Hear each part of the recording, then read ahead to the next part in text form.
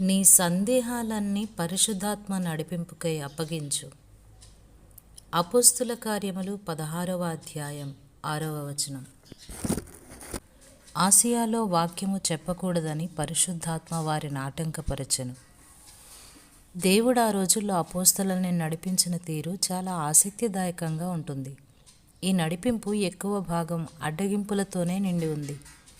చాలాసార్లు దారి తప్పుతూ వెళ్ళారు ఆ అపోస్తలు. ఎడంవైపుకు తిరిగి ఆసియా వెళ్తుంటే దేవుడు వాళ్ళని ఆపాడు. కుడివైపుకు తిరిగి బితూనియకు వెళ్తుంటే మళ్ళీ ఆపాడు.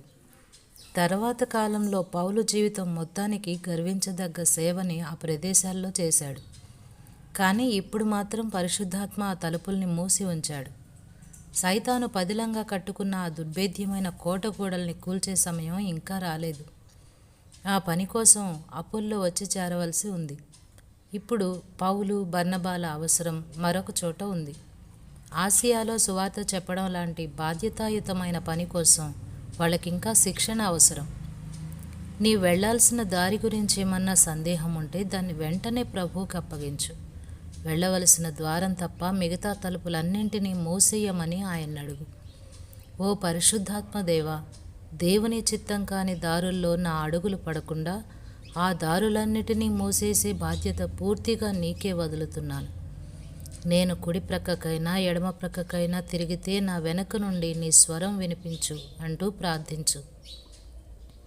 ఈ లోపల నువ్వు నడుస్తున్న దారిలోనే సాగిపో. నీకు అందిన పిలుపుకి లోబడే ఉండు. పౌలుకి పరిశుద్ధాత్మ దేవుడు మార్గాన్ని ఎలా బోధించాడో నీకు కూడా అదే విధంగా బోధించాలని ఎదురు చూస్తున్నాడు. అయితే ఆయన నిన్ను ఒక పని చెయ్యనీయకుండా ఏమాత్రం అడ్డుపెట్టినా విధేయుడవటానికి నువ్వు సిద్ధంగా ఉండాలి. నమ్మకం కలిగి ప్రార్థన చేసిన తరువాత అడ్డంకులేవీ కనిపించని పక్షంలో తేలిక హృదయంతో ముందడుగు వేయి. కొన్నిసార్లు నీ ప్రార్థనకి జవాబుగా ఒక తలుపు మూసుకుపోతే ఆశ్చర్యపోవద్దు. ఎడమకి కుడికి వెళ్లే తలుపులు మూసుకుపోతే త్రోయ ప్రదేశానికి వెళ్లే తలుపు తెరచి ఉంటుంది. అక్కడ లూకా మీకోసం ఎదురు చూస్తున్నాడు. దర్శనాలు మీకు కర్తవ్యాన్ని బోధిస్తాయి. అక్కడ అవకాశాలు పుష్కలంగా ఉన్నాయి.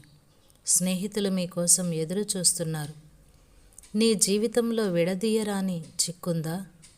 ఛేదించలేని రహస్యపు దిక్కుందా? నిజాలు వెలికి తీసే దేవుడున్నాడు.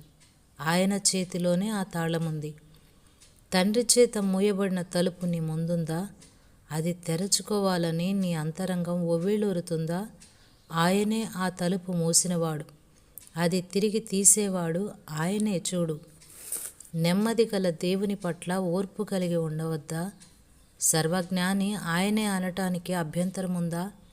నీ భవిష్యత్ జీవితం నిర్ణయించినవాడు ఆయనే. దాని తలుపుల్ని తెరిచేవాడు. ధన్యకరమైన తాళం చెవి ఆయన దగ్గరుందని గుర్తిస్తే కడకు నీకే అది లభిస్తుంది.